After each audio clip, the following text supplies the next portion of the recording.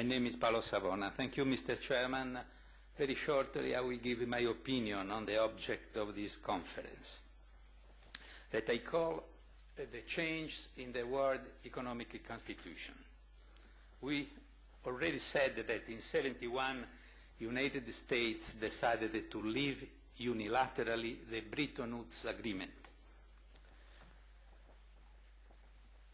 to gain monetary sovereignty, to stop imported inflation, and to bring back the balance of payments disequilibria. The Chicago School supplied the philosophy of the decision. Western area, de facto, changed economic constitutions. I mean the fundamental rules of international trade. By leaving the Bretton Woods regime, the United States made a big mistake, not adding to the rules of the General Agreement Tariff and Trade, now WTO, the principle of having an equal exchange rate regime to participate to the international trade.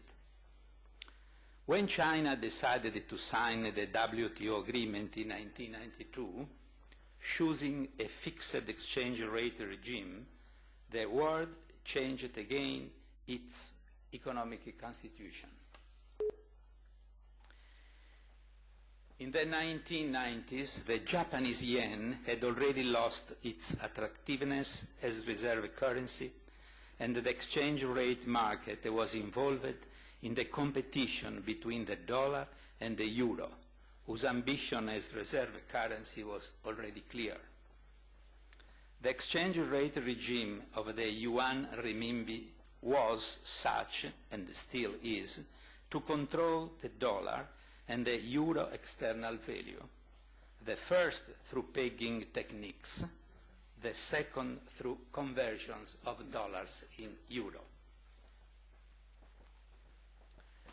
Contrary to the Chicago School expectations, the balance of payments disequilibria widened, but we will never know if this is an intellectual failure or the result of different exchange rate regimes.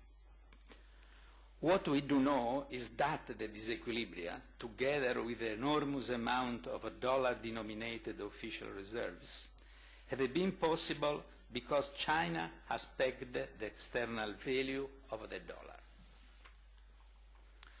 On the contrary, the average rates of inflation in the majority of countries went down. But also for this result, we will never know if it was due to the new tighter monetary regime or to the enlarged goods supply allowed by the growth based on disequilibria, mainly between United States and China. What we do know is that the Chinese pegging on the dollar and the selling goods at low cost keep the inflation down, both domestically and internationally. Domestically in China and internationally, obviously. The inflationary plus exchange rate instabilities seem to be related to speculation. This is the new interpretation of the situation. Speculation made a large use of derivatives, which greatly multiplied the operational risk after having efficiently managed it with their simplest plain vanilla instruments. The 2007-2009 crisis has been created by structured derivatives, the so-called CDOs, collateralized debt obligation, and CDS, collateralized credit default swaps. The first induced by less transparency, the second a shadow increase of the risks. Exchange rates went out of their purchasing power parity values. The dollar-yuan ratio depends on Chinese pegging, and the dollar-euro ratio before the Greek crisis on the official reserve conversions. The question is, are the disequilibria due to the exchange rate or domestic demand misalignments? The second question, or even to the world monetary architecture? My opinion on this inheritance. Changes in foreign exchange parities can help adjustments, but they do not solve the problem of balance of payments disequilibria. The world needs more economic policy coordination, both on fiscal and the monetary sides, in order to control the developments of domestic demands and the change in the international monetary architecture, using the SDR standard as a reference for the real and the financial trade. Exactly the proposal of Professor Campo. If we do all inaction on exchange rates and on domestic demands without a wider reform to extend the use of SDRs or similar international standard, and to introduce more controls on derivative markets, the decision could be ineffective, both to permit to exchange rates to change or to control domestic demands without doing a reform of the international monetary architecture and through the controls on the over-the-counter market of derivatives.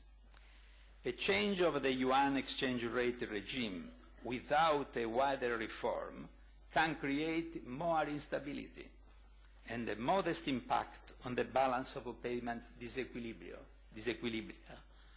mainly in the United States. Exchange rate instability and big disequilibria in the balance of payments push up the financial sector and pushes down the real activity. The exchange rate stability will help to govern export and inflation problems of the emerging economies. If China revalue the yuan, they can better control the rate of inflation. We have not evidence that the savings demand of deficit countries is induced by an excess of savings of surplus countries. I mean the so-called Bernanke thesis. Less balance of payments disequilibria free part of the world's savings in favor of the emerging economies' growth, creating less geopolitical problems, such conversions of dollar-denominated official reserve, sovereign wealth funds, and credit disturbances. I think that we have to face the problem of the reform before creating new conditions of instability and reaching a line of resistance beyond it, there is only a new big crisis for the world economy. Thank you.